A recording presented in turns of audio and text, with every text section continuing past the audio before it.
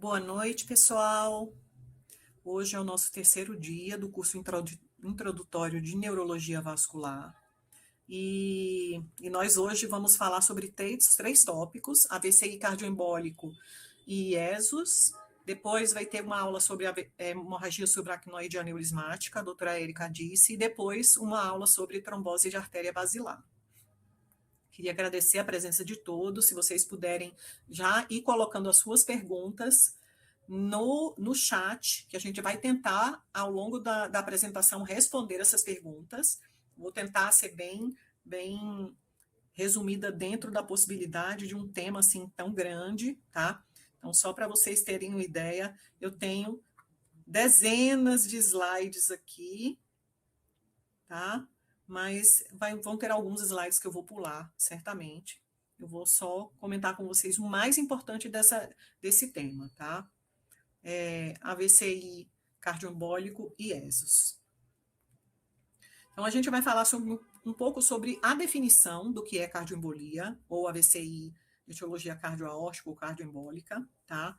Alguns pontos bem básicos e que é necessário para o residente ou o neurologista que está começando agora saber a investigação clínica neurológica desse paciente e várias recomendações sobre prevenção secundária, porque não é só anticoagulação, e nesse item, especificamente, para além da FA, tem muitas incertezas no campo da neurocardiologia, tá?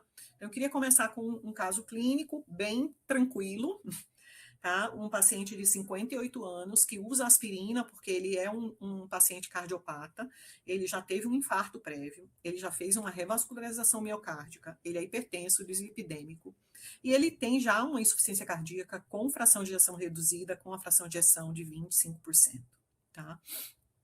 Então, em vigência desse status clínico, ele fez um quadro novo de infarto, a fração de ejeção não mudou muito, ele não tinha trombo intracavitário nos exames de ecocardiograma, fez um cateterismo, cineangiocoronariografia, não precisou fazer procedimento e teve uma alta com anticoagulante oral, sem nenhuma intervenção específica cardiológica no hospital, tá? E nesse hospital, nessa internação do infarto, ele fez um AVC, que é essa imagem aqui, tá? Uma área hipodensa na região frontal, limítrofe com temporal, bem cortical, bem fenotípica radiológica de embolia, tá? E com todo um quadro clínico que indica absurdamente a etiologia cardioembólica, tá? E qual foi a conduta que foi feita nesse paciente? Então, ele tinha um AVC cortical dentro de um quadro agudo de infarto, com uma IC com fração de ejeção reduzida, isquêmica, e saiu com anticoagulante. Vamos manter para sempre? Vamos manter por tempo curto? Vamos manter aspirina associada à anticoagulação? Vamos manter um esquema diferente, um esquema com rivaroxabana? Ou vamos conversar e individualizar a terapia com a cardiologia? Então, é sobre isso. Essa é uma das coisas que a gente vai falar hoje, tá? Então, a gente precisa entender que esse subtipo de AVC isquêmico é frequente. Então, vejam que ele basicamente ele divide em 3 pedaços da pizza da etiologia do AVC isquêmico, tá? Então, assim, dados americanos, gráfico retirado da diretriz americana mais recente de prevenção secundária, cardioembolia 20%, tá? Então, fica mais ou menos igual à pequena artéria e à grande artéria. Tá? E vejam aqui que quando você vê os não lacunares, também mais ou menos 35%. E existem diferentes subtipos dentro dessa cardioembolia. Existe a fibrilação atrial, existe o flutter, que se comporta igual à fibrilação atrial, existem os pacientes com insuficiência cardíaca, os pacientes que têm realmente no exame de imagem, ou ecocardiograma, ou angiotomografia, ou tomografia coronária, um trombo cavitário, existem os pacientes com valvulopatias, existem os pacientes com doença coronariana e com embolias associada à doença coronariana, tá? Então, é importante a gente, além da neurologia, entender a cardiologia, e mais do que nunca, a despeito da gente precisar estudar muito na nossa especialidade, vendo os estudos, os ensaios clínicos que são publicados, a gente ainda precisa estar ligado com a antena ligada para a cardiologia. Vejam qual é a classificação segundo o Toast para cardioembolia. Então, exemplos, pacientes com FA, flutter, pós-IAM, valvulopatia ou miocardiopatia especificamente. Tá? E a definição do Toast, ela fala, essa é a definição retirada do artigo original, tá? Embolia de origem cardíaca, por exemplo, por segmento miocárdico acinético, trombo intracardíaco, fibrilação permanente ou paroxística. O forame oval, dentro da classificação Toast, está dentro de cardioembolia, ou endocardite, por exemplo. Tá? E essa é uma definição também com base na clínica, achados de imagem e outros achados, e vejam que cardioembolia, você usualmente tem uma lesão cortical, geralmente com sintoma cortical, tá? Pode ser subcortical, mas em geral é cortical. Cerebelar tem características e sugere também etiologia embólica, e do tronco cerebral, a depender da artéria acometida. Na imagem, normalmente as lesões costumam ser maiores que 1,5 centímetros, mas isso não é regra. Lembrar de etiologia embólica, por exemplo, com artérias pequenas, como infarto talâmico. Alguns infartos talâmicos, eles têm essa característica de embolia distal. Tá? E lembrar de outros achados, por exemplo, na investigação cardiovascular. Eletrocardiograma, eco transtorácico, transesofágico, etc. Tá bom? Então, no Toast, a classificação Toast, ela definiu fontes cardioembólicas maiores e menores, de menor risco.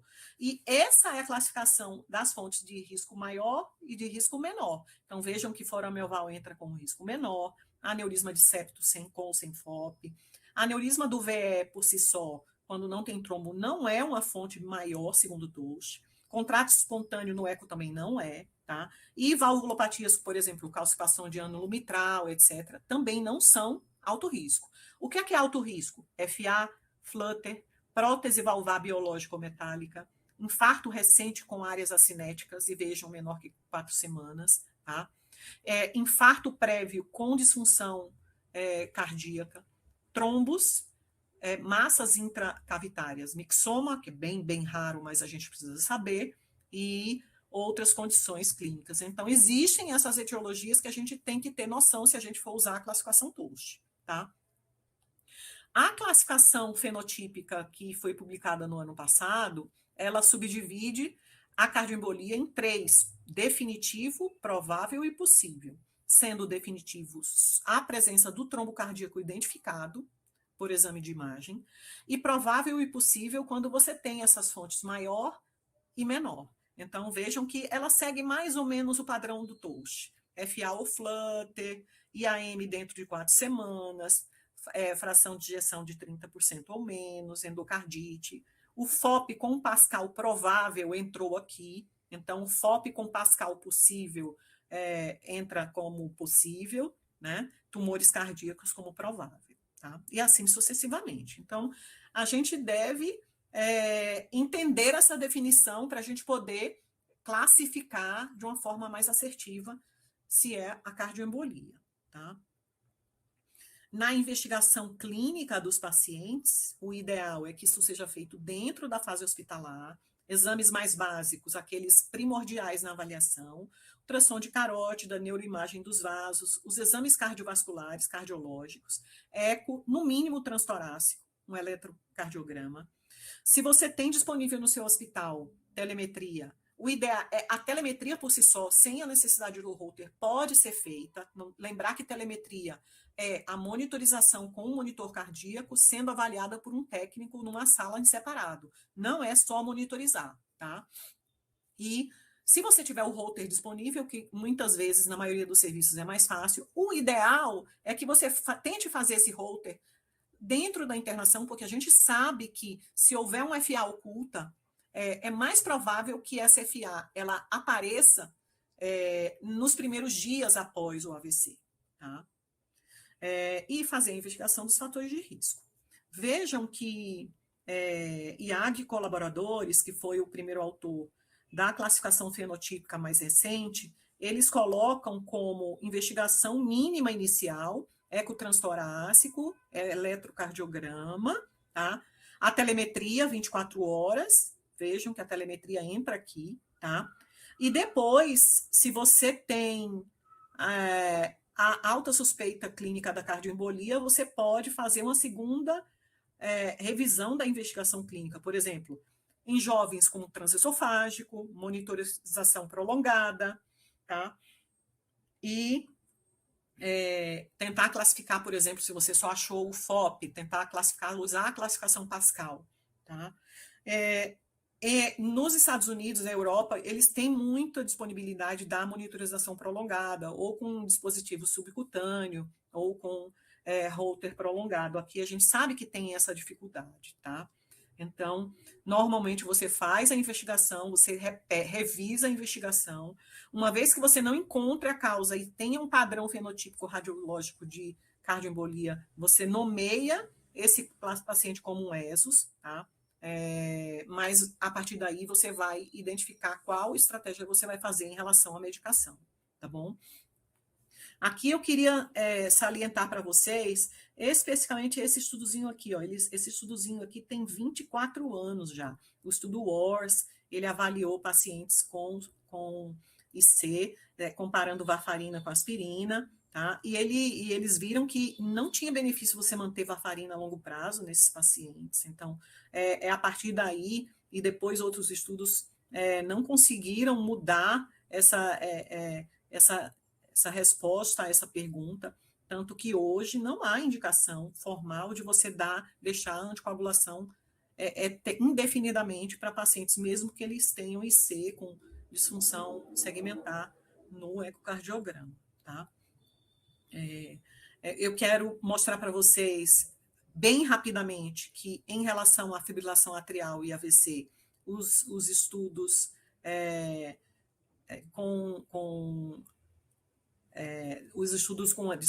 em relação aos ESOs, os estudos que tentaram a utilização de inibidor direto, como rivaroxabana, dabigatran e apixabana, eles foram negativos, então eles utilizaram a definição de ESOs e eles testaram a aspirina com diferentes drogas, então rivaroxabana no Navigate, dabigatrana no Respect-ESOs, a apixabana no Atticus, e posteriormente veio até o Arcadia, usando a apixabana versus aspirina, tá? Estudos muito bem feitos, metodologicamente falando, com desfechos de AVC isquêmico, novas lesões na ressonância ou qualquer AVC, e realmente com resultados negativos, tá?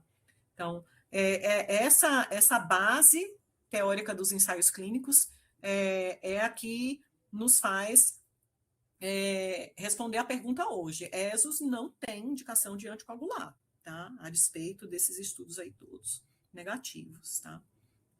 Aqui eu vou pular.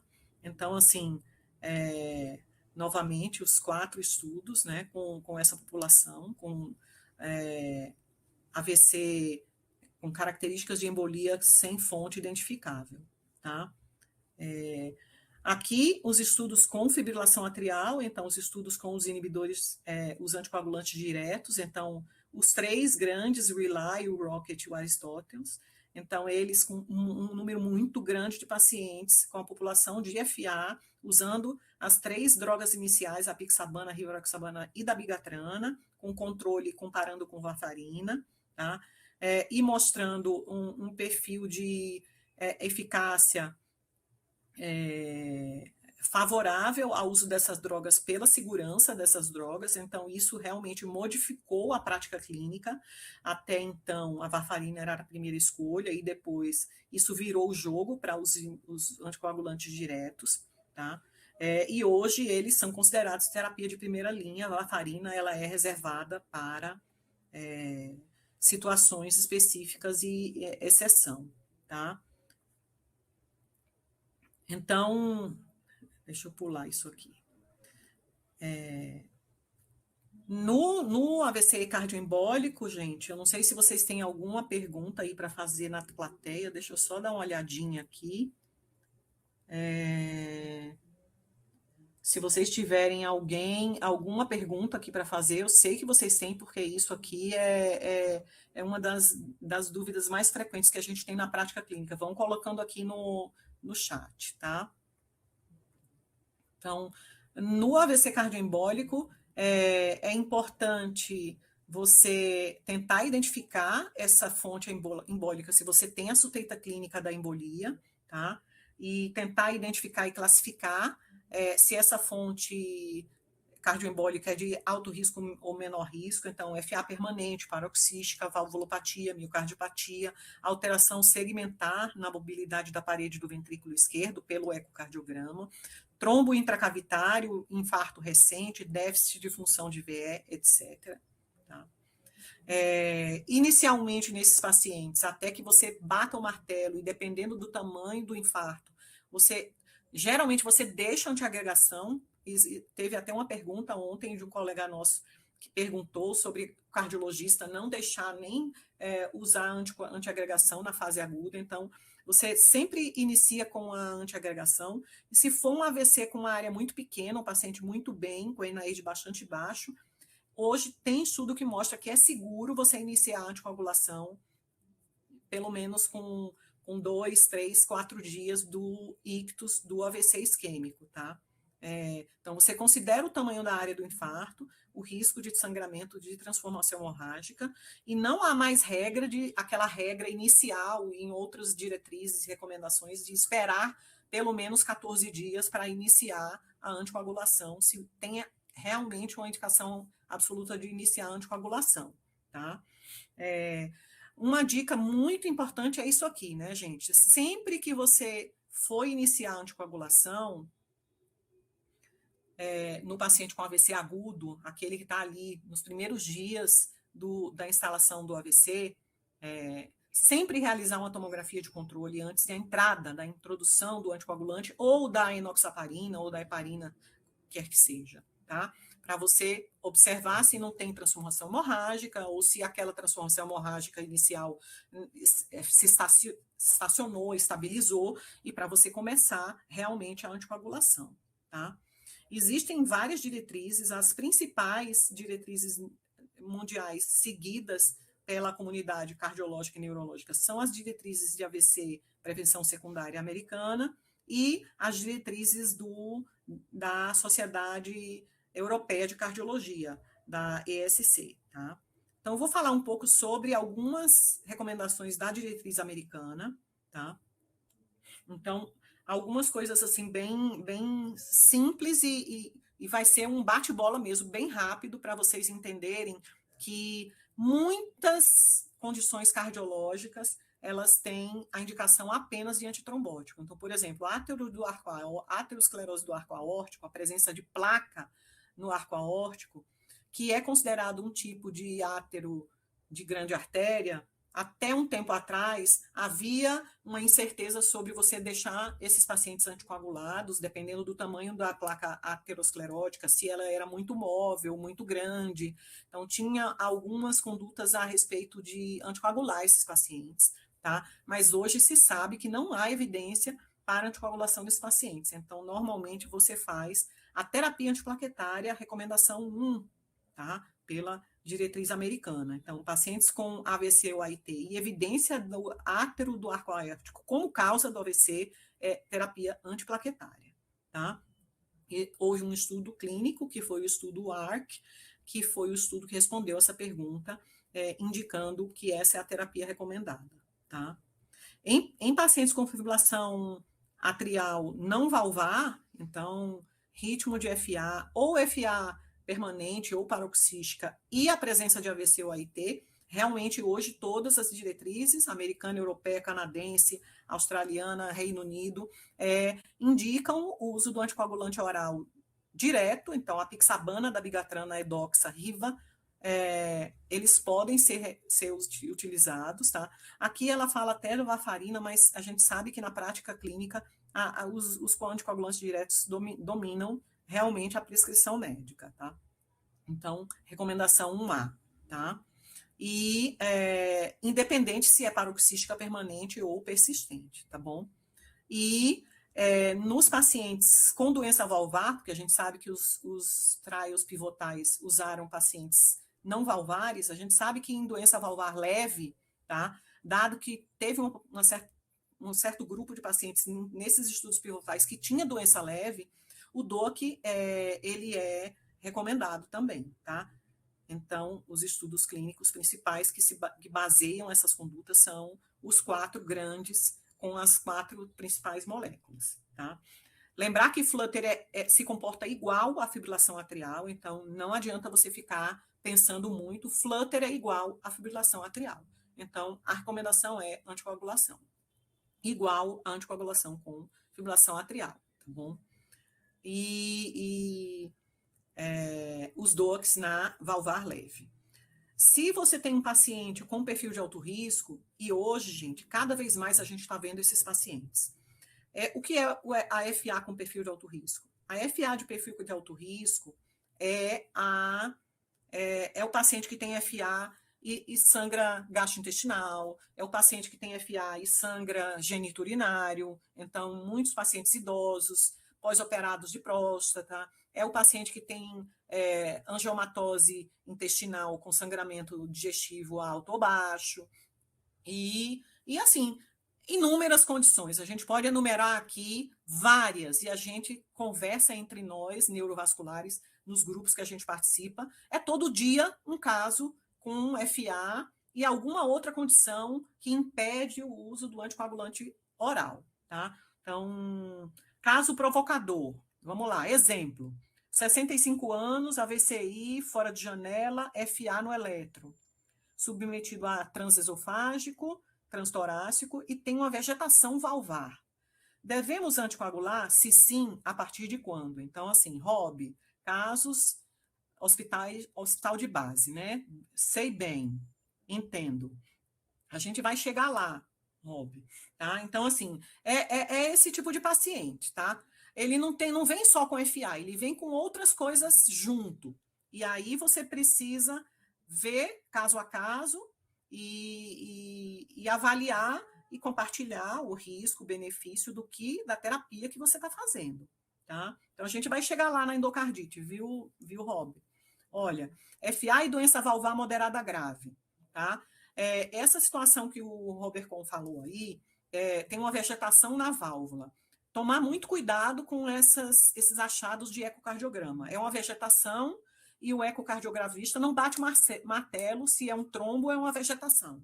É endocardite ou não? Muitas vezes o que acontece é isso. Fica aquele drama no ar. Ninguém bate o martelo, e se você tem dúvida no eco, eu aprendi isso com a cardiologia. Repita o eco, tá? Repita o eco com outro profissional, em outro laboratório ou em outro momento, tá? E hoje a gente tem no nosso armamentário terapêutico outros métodos de avaliação intracavitária, a saber, angiotomografia / tomografia cardíaca e ressonância cardíaca. Então, a gente tem que ir além do eco transtorácico, tá? Não fique só na primeira página do Google. Ou seja, vai além do eco transtorácico. Ou você repete o eco transtorácico, ou você avança num diagnóstico de imagem cardiológica avançado, que seria tomo e ressonância. Tá bom? Para identificar e determinar se realmente aquilo, do teu caso, Rob, é uma vegetação ou é um trombo aderido na válvula, né? Isso é totalmente diferente, porque se for endocardite é outra situação, você vai ter que tratar endocardite, não é anticoagular, tá? Então, vejam só, valvulopatia grave tem que usar varfarina, tá? Os estudos mostraram que não adianta você usar anticoagulante direto. Paciente com prótese mecânica, metálica, você tem que usar varfarina. Então, os estudos eles foram interrompidos tentando usar anticoagulante direto, tá? E muitos cardiologistas especializados em válvula, eles fazem essa associação. Então, não fiquemos angustiados com a associação aspirina-varfarina, porque é uma associação frequentemente utilizada pela cardiologia nos pacientes com prótese valvar mecânica e aqueles que usam varfarina e que recorrem com o evento, tá bom? ou vascular periférico ou sistema nervoso central. Então, isso tem recomendação na literatura e nas diretrizes classe 1, tá?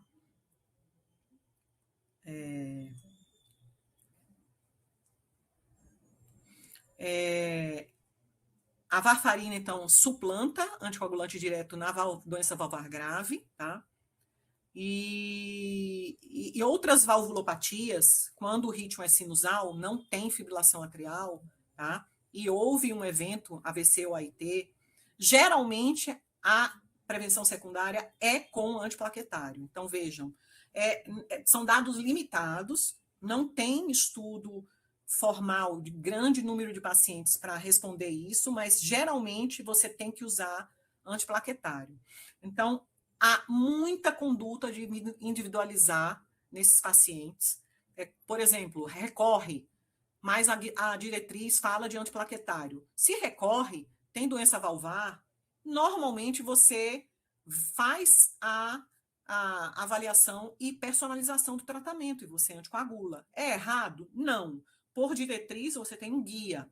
Fora da diretriz, você vai fazer muita coisa nessa área de neurocardiologia, tá? Então, por exemplo, qual é a regra geral para a valvulopatia biológica, aórtica mitral? É aspirina, tá? Só que você pega um paciente, você investiga tudo, não achou nada, e você acha que é dali, faz um Doppler, tem microembolização, você vai deixar ele com aspirina depois de uma recorrência? Não vai. Então, é uma terapia que é passível, é razoável você fazer se há, por exemplo, uma situação de recorrência. Tá? Existe um algoritmo para pacientes com valvulopatia e ritmo sinusal, então veja tudo antiplaquetário, classe 1, tudo antiplaquetário, exceto a válvula mecânica, tá? Que é a varfarina classe 1, tá bom? E se recorre, você pode intensificar o nível de INR que você faz no paciente, então isso é uma outra conduta que eles fazem, né? Avaliar a função valvar, ver outras causas, e adicionar aspirina, inclusive. Olha aqui a aba da endocardite, Rob. Se é realmente endocardite, tá? E teve um AVC, você tem que tratar cirurgicamente a endocardite. Então, assim, endocardite, até que se prove em contrário, tratamento médico antibiótico e cirurgia, tá? Então, não há a indicação de anticoagular esses pacientes. Você tem que resolver o problema. O embrólio, nesse caso aí que foi postado no chat, é bater o martelo que realmente é endocardite, tá bom? Lembrar, gente, das miocardiopatias. Então, além da doença valvar, além da doença de ritmo FA, que é uma epidemia, a gente tem as miocardiopatias. Saber das definições de miocardiopatias hoje, então, insuficiência cardíaca hoje, um grande problema na cardiologia, tá? E existem as classificações de fração de ejeção normal, reduzida e moderadamente reduzida. Então, tem os limites, essa é a classificação europeia, tá? Então, o ponto de corte é 50% preservado, acima disso, preservado, de moderada redução, 41 a 49, e reduzida a 40. Lembrando que, se é uma fase aguda de IC, um infarto agudo do miocárdio, você precisa depois esperar com o tratamento médico otimizado cardiológico, com o uso de IECA e etc., para ver se realmente essa fração de ejeção não vai melhorar. Se é realmente só fibrose miocárdica ou se isso tem um potencial de melhorar. Então, geralmente, essas definições elas são feitas fora da fase aguda do evento cardiológico, cardíaco. Tá?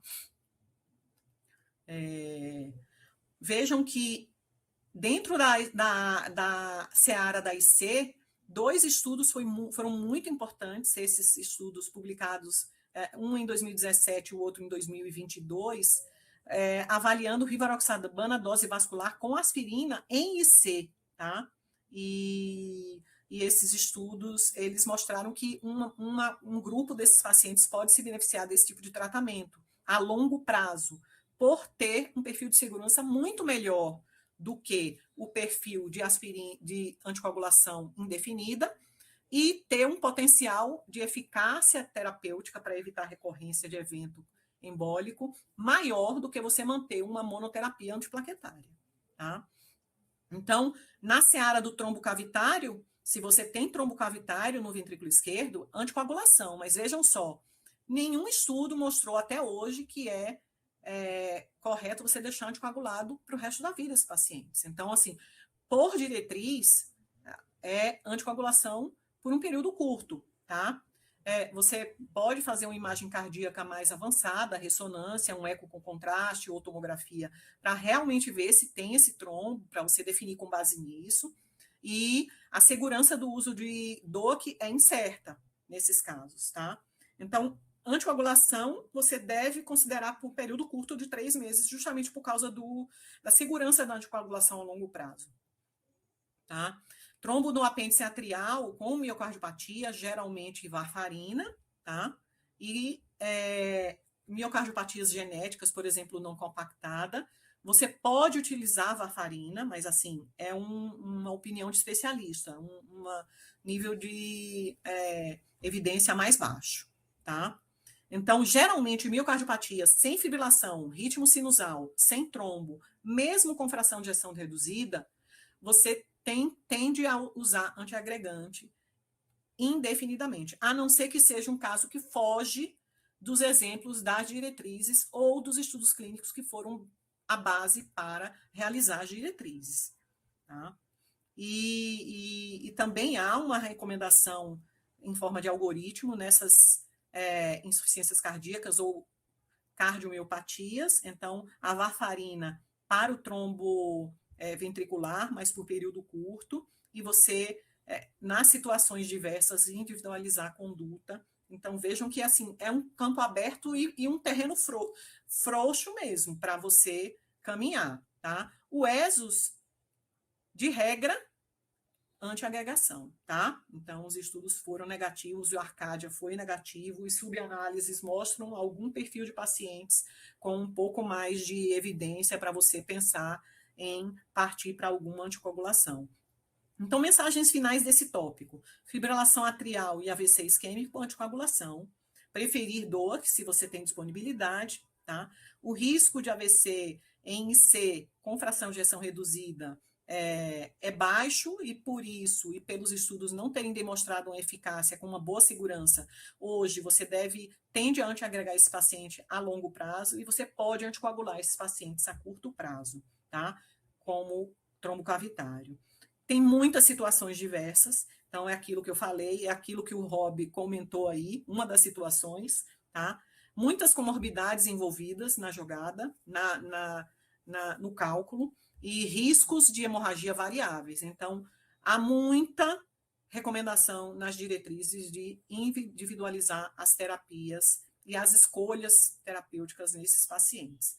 No nosso paciente aqui, a conduta foi anticoagular a curto prazo e depois ele foi transicionado para antiagregação. E eu queria agradecer, ver se a Érica está pronta aí para o nosso próximo tópico. E tem alguma pergunta, pessoal? Ninguém quer perguntar? Todo mundo? Temos 48 hoje. Se vocês quiserem, postem aí. Érica, você está pronta? Eu tô, doutora. Tô por aqui.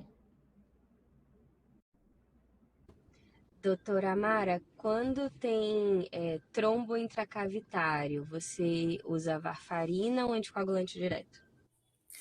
A recomendação das diretrizes de cardiologia e os estudos que têm disponibilidade hoje, eles falam em varfarina, tá, Eva? Mas a extrapolação para o uso do DOAC é muito grande. Então, muitos cardiologistas, eles usam hoje o DOAC nessa situação e com uma boa segurança e eficácia. Então, normalmente na fase hiperaguda, por exemplo, infarto agudo do miocárdio, fração muito reduzida, um IC bem grave, eles usam heparina nesses pacientes e depois eles transicionam para DOAC, sem grandes problemas, tá? Mas é uma extrapolação, viu? É uma extrapolação. Raul? Doutora Maramélia, nos casos de ESUS e nos casos duvidosos, onde não sabemos se a aspirina vai ser melhor ou a anticoagulação vai ser melhor, que temos muitos casos assim. Vamos imaginar, ou deixamos aspirina, ou quem sabe deixamos a combinação de rivaroxabana 2,5 com aspirina 2 vezes. Qual das duas poderia ser a Então, melhor? não tem estudo clínico com rivaroxabana, dose vascular e aspirina em Certo. ESUS. Eu Exatamente, não mas vi. assim, quando estamos na dúvida, assim, vida real. Vida real é o seguinte, Raul, ESUS é antiagregação. A vida real é essa. A primeira coisa é essa. Agora, o problema é, você tem um ESUS e daqui a 2 meses recorre. Isso. Esse é o problema, né? Esse é um problema. Eu tenho alguns pacientes que tiveram isso. E aí recorre com o mesmo padrão, um padrão de embolia, um padrão cortical, e aí você repete, faz o Holter, não acha, né? Não acha. Saiu uma meta-análise super interessante na Stroke essa semana, que foi o seguinte: eles pegaram todos os pacientes com AVC recorrente, o que eles chamaram de falha aspirina, né? Então, aspirin failure, em pacientes que não eram AVCs cardioembólicos, né? Então, tinha a maior parte ESUS, mas tinha também átero de grande artéria sem estenose significativa. Então, eles pegaram de vários estudos clínicos, alguns bem antigos, Marinha, assim, de 2006, tipo aquele SPS, o SPS3, e os mais modernos, então, os estudos de ESUS, e eles compararam uma prática bem interessante que a gente costuma fazer, que é assim, na recorrência dos AVCs, eles pegaram só os pacientes que eram recorrência e que ficaram com aspirina e compararam os que trocaram por alguma outra terapia, por alguma outra. Seja ele um anticoagulante oral direto, né? Ou um esquema diferente de antiagregação. Um esquema diferente de antiplaquetário. E foi bem interessante, porque assim, é uma coisa que a gente sempre fala que a gente trata mais a ansiedade do médico, mas nessa meta-análise, os pacientes que trocaram por alguma outra terapia, seja de uma aspirina para doar, que seja de aspirina para Plavix, que seja de aspirina para aspirina com cilostazol, né? Ou cilostazol. Exatamente. Esses pacientes recorreram menos. Pois é. Então, nos levando a crer que talvez não seja uma coisa tão sem sentido isso que a gente faz, que é meio intuitivo de trocar. Então, assim, a pergunta do Raul é a seguinte: vida real. Vida real, eu sigo diretriz. Eu vou mandar essa meta-análise para você. Eu sigo diretriz no primeiro evento, mas recorre, e é muito parecido, parece embolia, tem tudo para ser embolia. Eu confesso para vocês, eu dou anticoagulante, mesmo que eu dê por um curto período, para até a gente revisar a etiologia, discutir com a cardiologia, porque você não vai dar o DOAC e deixar o DOAC eternamente. Você pode, depois de uns 2, 3 meses, trocar o DOAC de novo, tá? Então, assim, eu acho que a gente precisa fazer mais. Eu repito, eu acho que a gente tem que ir além do ecocardiograma, usar mais esses métodos avançados, sabe? Ressonância, a tomo coronária, tomo cardíaca agora, que tem uma visualização melhor da cavidade cardíaca, e ver essas análises posteriores aí. O Arcadia, eu acho que publicou subanálises, e ainda está publicando com a base de dados deles subanálises, porque eu acho que a gente precisa selecionar melhor esse ESUS aí. Não é um ESUS simples, é isso. Tá? Érica, você quer compartilhar a sua tela? Muito boa, Gi. Eu mandei a meta-análise aí no grupo. E aí? Veja se consegue.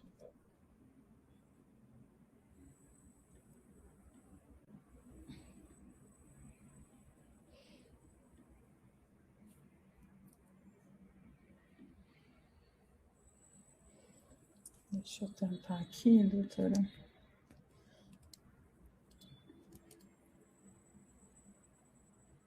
É do lado da câmera, a câmera para desativar a câmera. Aí você tem compartilhar sua tela.